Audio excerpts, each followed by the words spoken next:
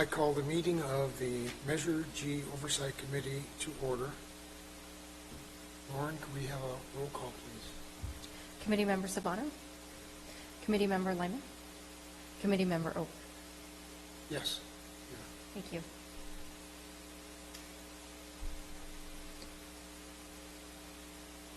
Measure G Citizen Oversight Committee background. No action is needed on this. Our first item is item 2, Measure G Citizens Oversight Committee background. Did I get a staff report?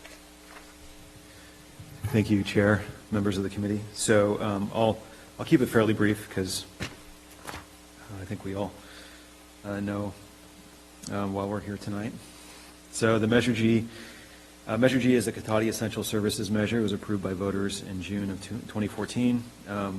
Key pieces of this ballot measure were a requirement for annual audits and independent citizens' oversight of the revenue and expenses. So following the passage of Measure G, the City Council adopted Resolution 2015-64, which established this committee to perform those functions I just mentioned. And I will just point out a couple things about this. One of the requirements of Measure G is that the Oversight Committee review the report within 2 months of the City Council receiving the audited financial statements from the year that we're talking about, which is fiscal year 18-19. So the City Council accepted the financial reports for fiscal year 18-19 a couple days ago on June 14th. So we're well within that 2-month time period. This body is subject to the Brown Act, which is just basically state law for open meetings, and included in the packet is a guideline from the League of California Cities about the Brown Act, which I won't get into unless you have questions about it, but it basically is intended to ensure that meetings are open and transparent, that there's not discussions before the meeting among the members, and that decisions are made in public. And then in general, just on the high points, the duties of this committee, as outlined in the City Council resolution that I mentioned previously, 2015-64, is to be an advisory body to the City Council, to provide oversight of the revenues and expenses pertaining to the Measure G sales tax revenue generated from the prior fiscal year, so fiscal year 18-19 in this case, and provide the Council with an annual written report as approved by the majority of the committee members. And lastly, providing input to city staff on community education on fiscal issues and outreach pursuant to Measure G. So as an example, in prior years, when we were going over the Measure G report, some of the, one thing off the top of my head that stands out is some of the projects, we all might know them because we sort of live them every day, but in this sort of in this forum where people that aren't that familiar with specific projects or specific initiatives may not know where in the city they took place. We like to call like subdivisions by their original subdivision names that nobody would ever know because there's not a sign out there, there's not a street name that ever says that, but just like to keep it confusing for everybody.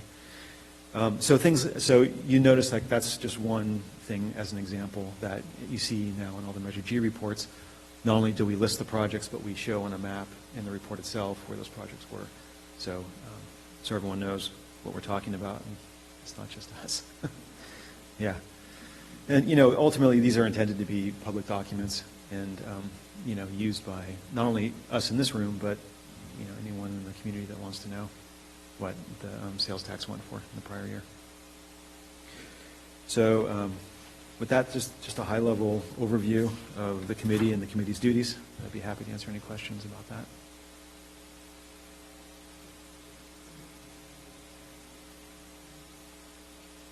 Yeah. All right.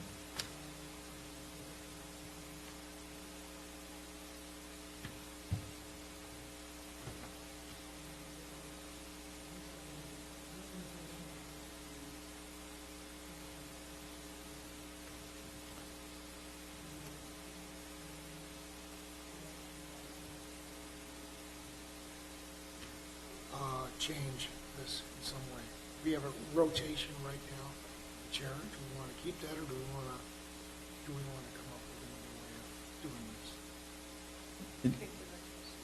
just fine? Okay.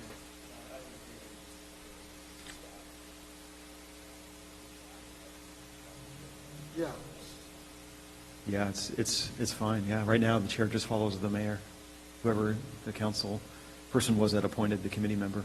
If they're mayor, then that's the chair here. Yeah. Good. did you already give a staff report? I think this is, or is that the next item? Well, you stole my thunder. That's pretty much it. Yeah. Yeah. That's pretty much it. So if that is the desire of the committee, then committee member Lyman would then be the chair, and committee member Riley would be the vice chair, who isn't here tonight, but that isn't really that important. You can still be a vice chair. That's usually what happens to me if I don't go to meetings. I usually get nominated for things. So. But that would be the rotation, if you guys choose to do that. Committee members have any questions or discussion for this item? Okay. And public comment? I don't see any. Okay. Any further questions of the staff? Discussion needed? Okay. Let's see. And I believe that you're going to take over. Move this little sign. Yes. There you go. Our next item is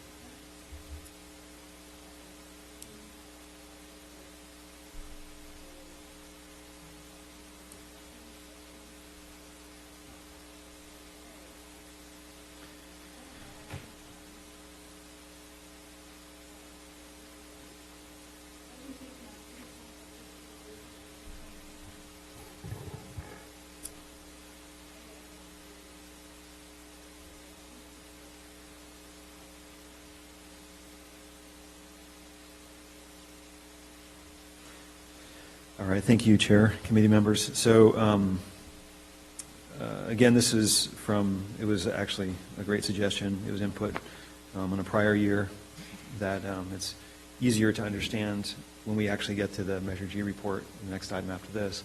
It's easier to understand that if you understand the context that led up to the budget and the expenditures for that fiscal year. So every year, staff and council in public meetings sit down and go through strategic planning sessions for the upcoming fiscal year, and that's sort of a precursor to developing the budget for that coming fiscal year.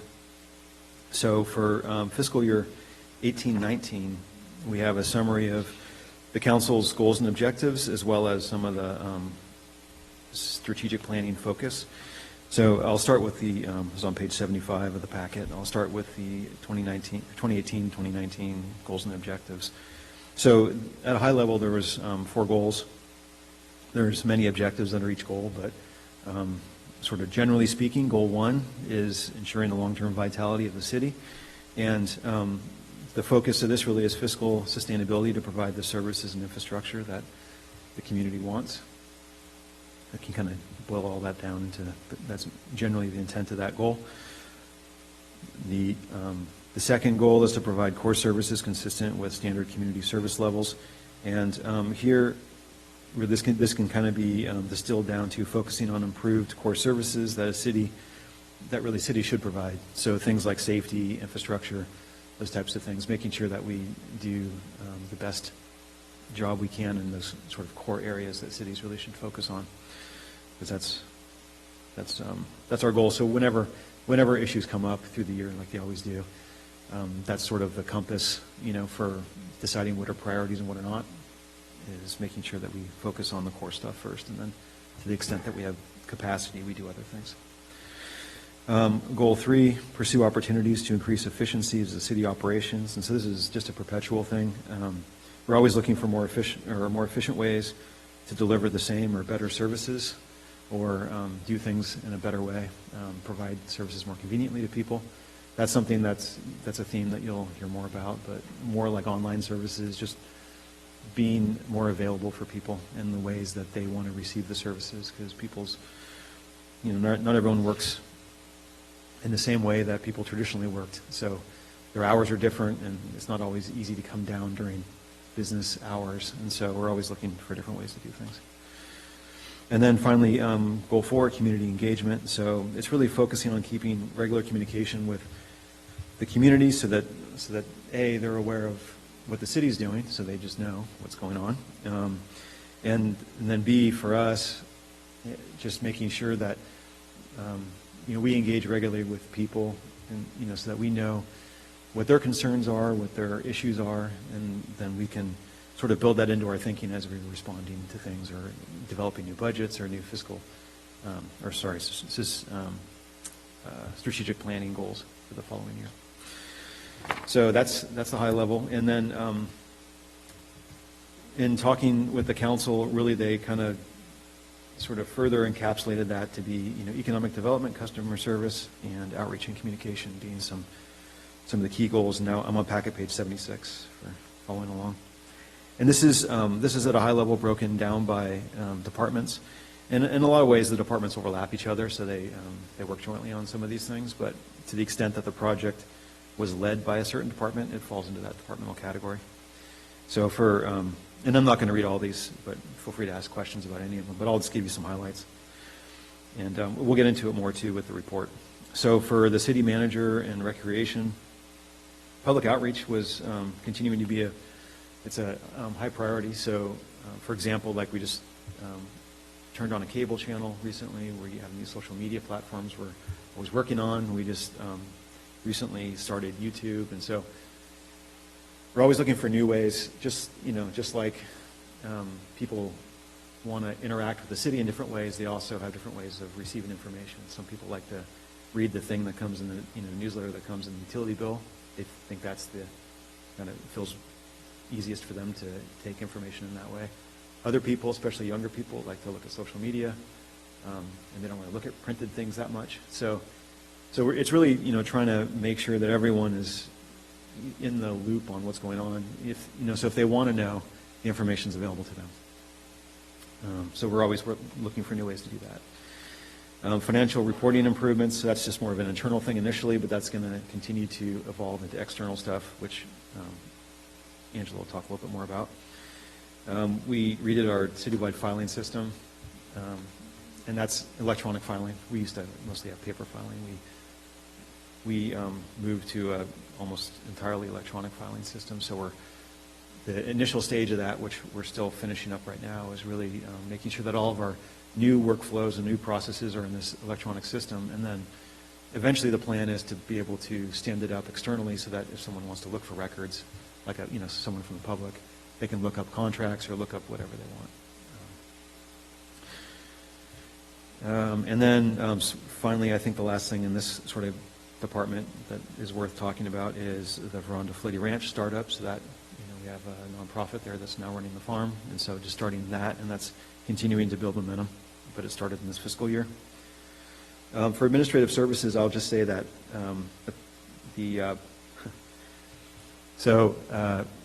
every organization, every city is required to do an annual audit at the end of the year. So when you close the year out, a third-party independent auditor reviews all the financial statements and make sure both that everything is properly accounted for, but also that there's business controls in place to make sure that that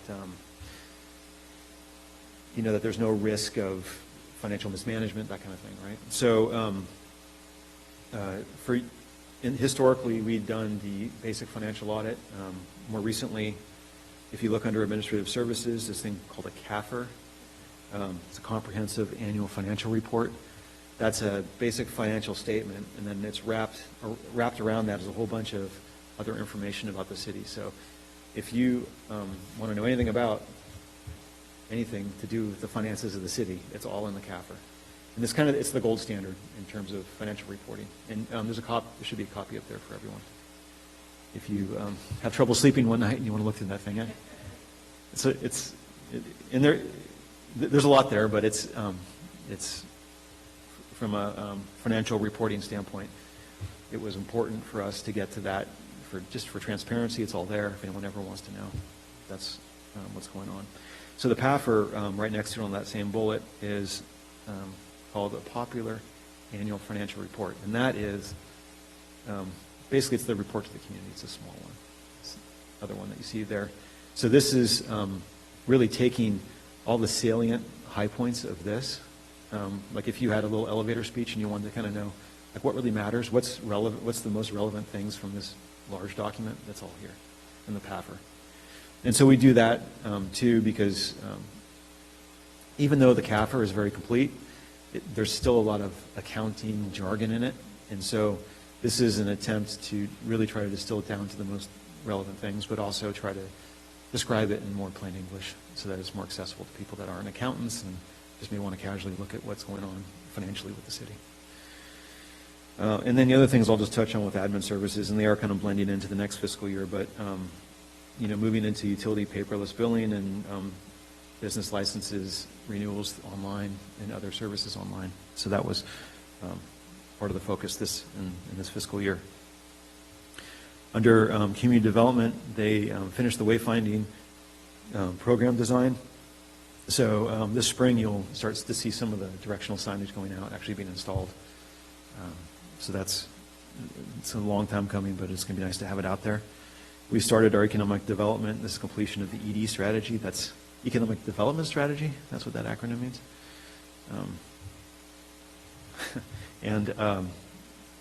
We started it in this fiscal year, but we're continuing it now. And so, actually, in the next in February, we're going to start to have workshops here about different, code changes, process changes that we can do to protect, to really preserve and protect what's important about Cotati and what people love about Cotati, but allow more flexibility for businesses and other things to hopefully enhance some of the economic opportunities for both existing businesses, but also new development that wants to come in.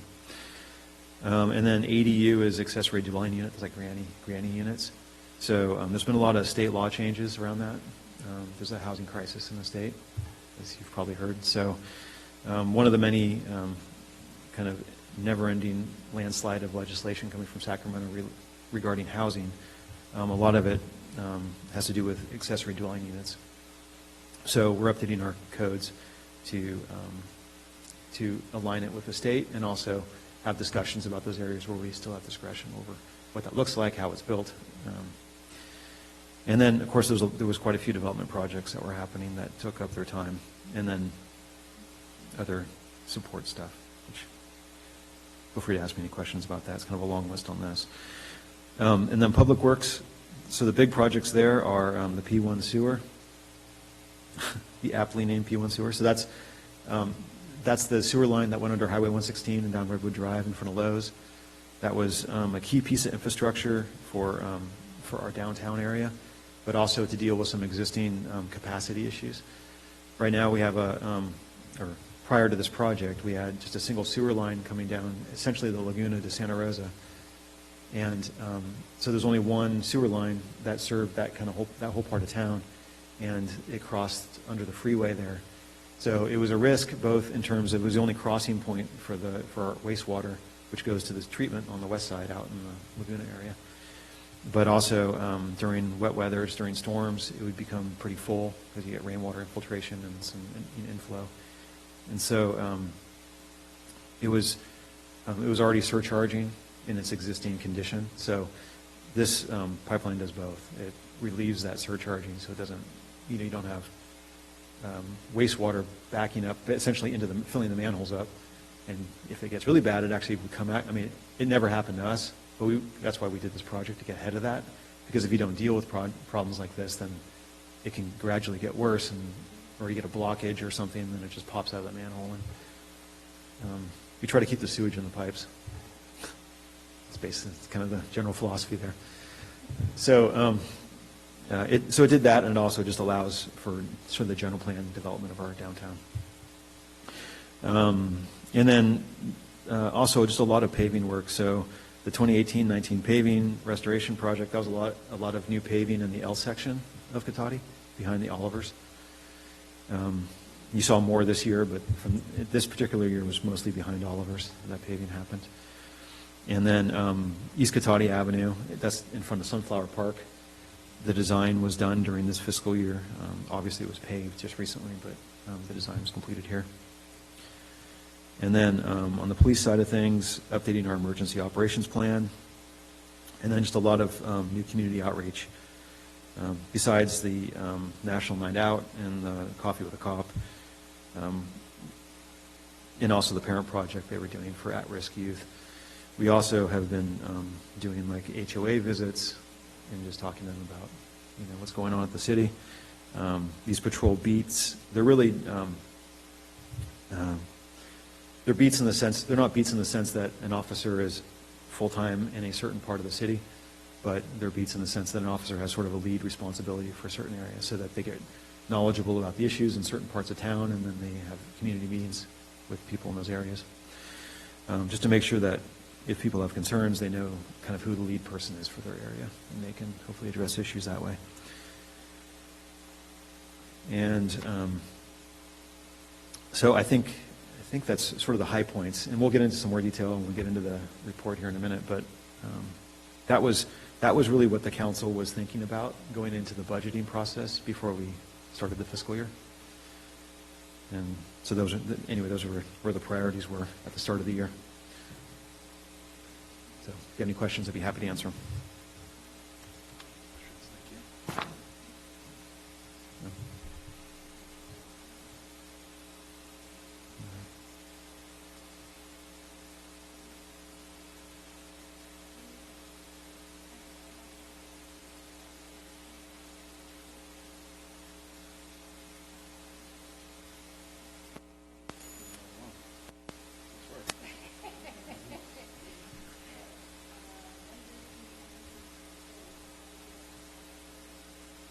Thank you, committee members. So this is our annual report on our Measure G, as included in your packet. So I'm going to briefly go over, so again, this is for the fiscal year 18-19. So I know we're in 2020, and so we're going back, but we're subject to the audit, so we're looking back. So a summary of what we're going to go over is really what's a summary of what is Measure G, a summary of what the funds were that were received, what essential city programs were provided by Measure G funding, and then a summary of the audited financial report as included in the CAFR and in the Measure G report. So the purpose of Measure G, as we went over briefly before, is that it's to provide the funding essentials for city services. It was a 1% sales tax voted by our citizens. It was approved on June 2014 and enacted in October 1st, 2014. It replaced, which was previously called Measure A, which expired in 2015. And it's going to continue until 2023 unless it is renewed again by the voters. So just because this sales tax is important and vital to the city, just want to provide a brief breakdown of how the city sales tax is for the city. So we do have a total of 9.25% sales tax in the city, Measure G making up 1% of it, and then 7.25 is a statewide sales and use tax, which does include the 1% local Bradley Burns tax, which the city also receives. So 2% of that 9 goes to the city, and 1% of that, thankfully, is the Measure G, and the remainder goes to all these other, to the state, the county transportation, and all the other county add-on taxes, which include SMART, Open Space, SCTA, Library, and Parks Measure Act. So here's a summary of the total Measure G funds received to date. So total receipts are the $2.6 million for the fiscal year 18-19. The state administration fees, of course, when they receive the sales tax, they take their administration fees before they remit it back to the city, but it really does make up less than 1.01% of the sales tax that we receive. So approximately every quarter we receive $640,000 of revenues due to this sales tax, which go directly to these vital services. And of the sales tax, the primary contributors to that sales tax are from the food and drugs and restaurant industry. So here's a breakdown of the Measure G funds and how they're used for the last 5 years. So you can see we try to keep everything pretty consistent between what's used for operations and maintenance and what is used for improvement projects and equipment. So for the current year of 18-19, approximately 17% was used for the improvement projects and equipment, and the remainder was used for continuing operations and maintenance improvements for essential services.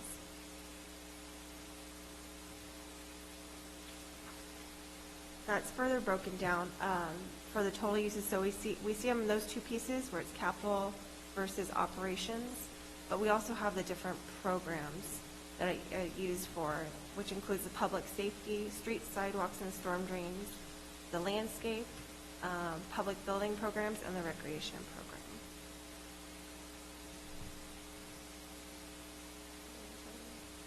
program. I was just going to point out one thing here that you can see on the far right, there's the gold part of the bar, which is the recreation programming. So before Measure G, there was not a recreation program at the city because it had gone away with the recession. So that's one of the things that was brought back. In addition to the public safety and the streets, which constitute the majority of the expenditures, recreation was a high priority for the community and therefore the council. So you can see that program continues to grow. That's a great point, because this Measure G does fully fund the recreation, and that's what was able to bring back the programs that we have. So for public safety, the total Measure G spend for public safety was $784,420. They're all rounded. So the city continued to fund ongoing operations to preserve our local police department, which includes the investments in traffic safety, which is a 3-way stop that was installed at La Plaza and East Sierra, as well as the purchase of a replacement vehicle for a vehicle replacement fund. And there's also the traffic bypass. Oh, no, that was the 3-way stop installation was there at La Plaza and East Sierra. Yeah, it funds police department operations as well as these items here. So the patrol vehicle and the 3-way stop was a safety measure to. I think you guys all know where that intersection is, right behind the fire station, where people would cut through, and there's.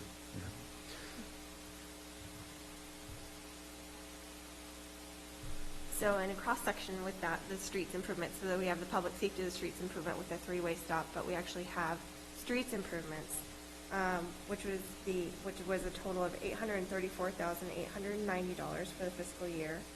So those improvements really came from a strategic plan, which was the L section street paving, which we just talked about, which the total investment in that was approximately $1.5 million through 18-19.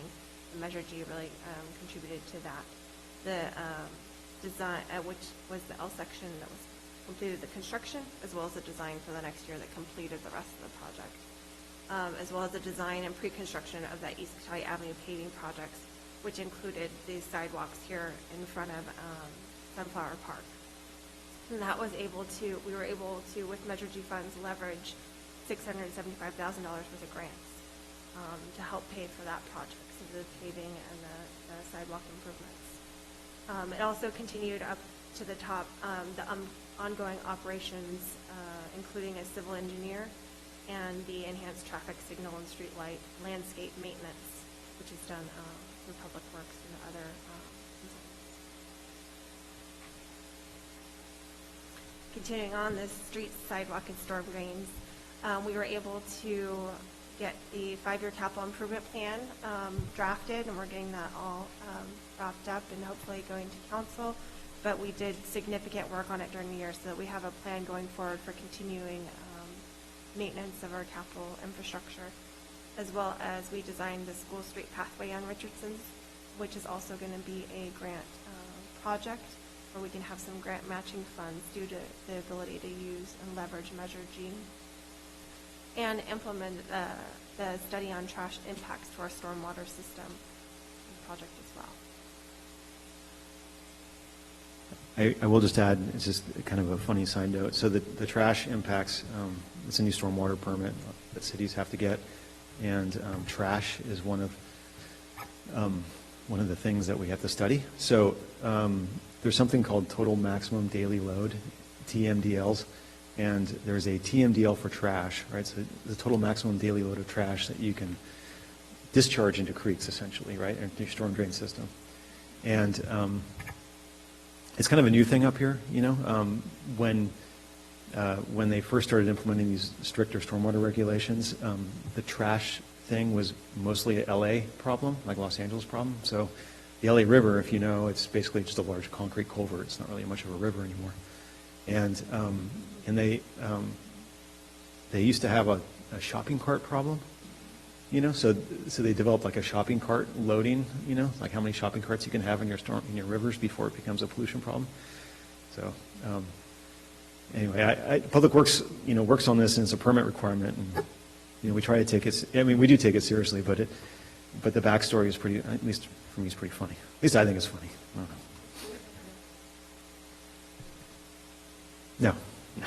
know. No, we don't. Thank goodness. Thankfully, we don't have that trash impact.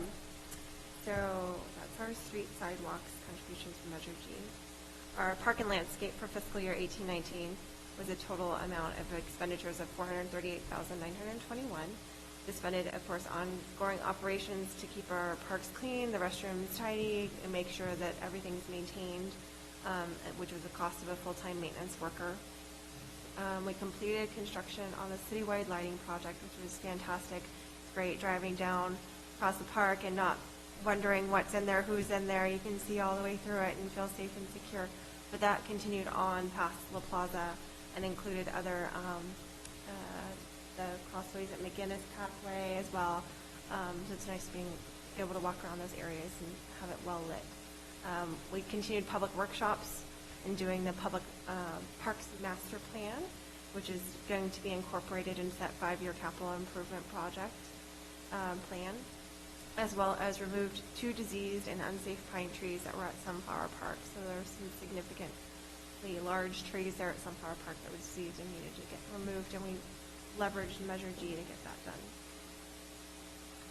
The other part of our projects is the public building program, which for fiscal year 18-19 totaled $230,355, which has funded the ongoing building operation costs for the buildings we have across the city.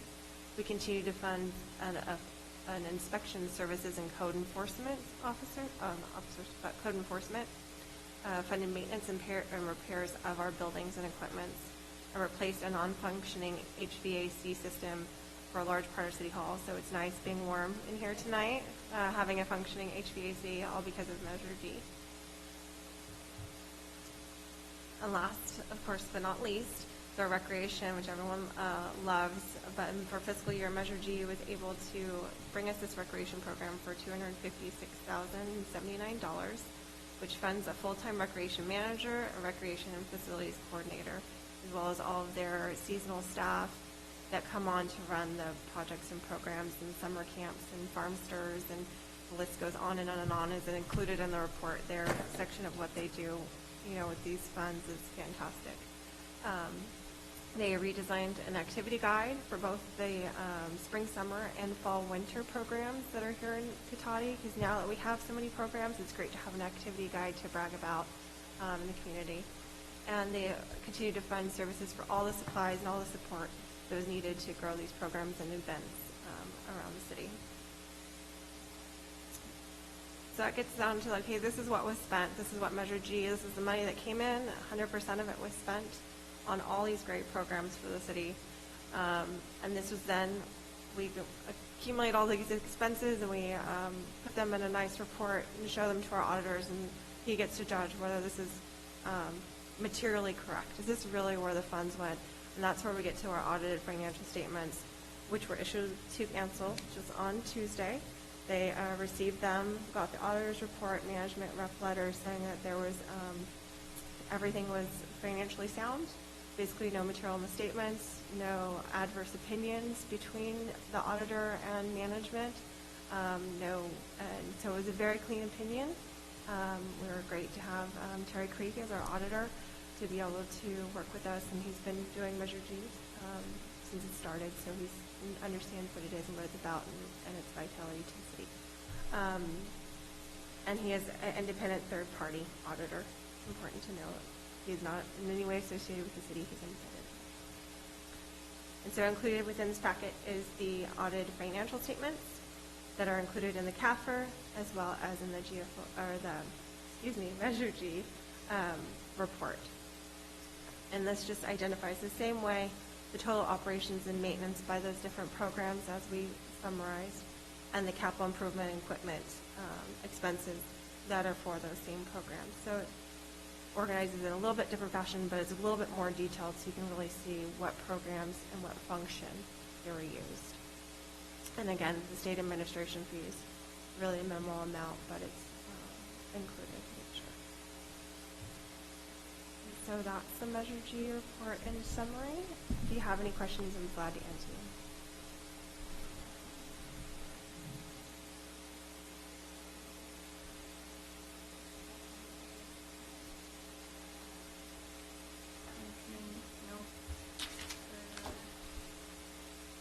So now we look at the sample letter. Is that the next order of business?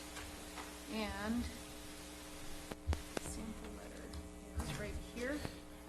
I can read it quickly.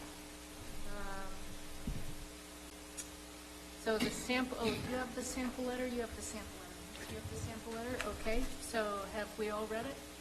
Okay, and any questions about it? Okay. Yeah. And can I have a motion to approve the sample letter? Okay, thank you both very much. And vote then to send the letter to the city council. All those in favor? Aye. Okay. No other business? Is that where we are? That's where you are, yeah. Okay, meeting is now adjourned. All right. Thank you very much. That's pretty speedy. Oh, I have to, there you go. Yeah.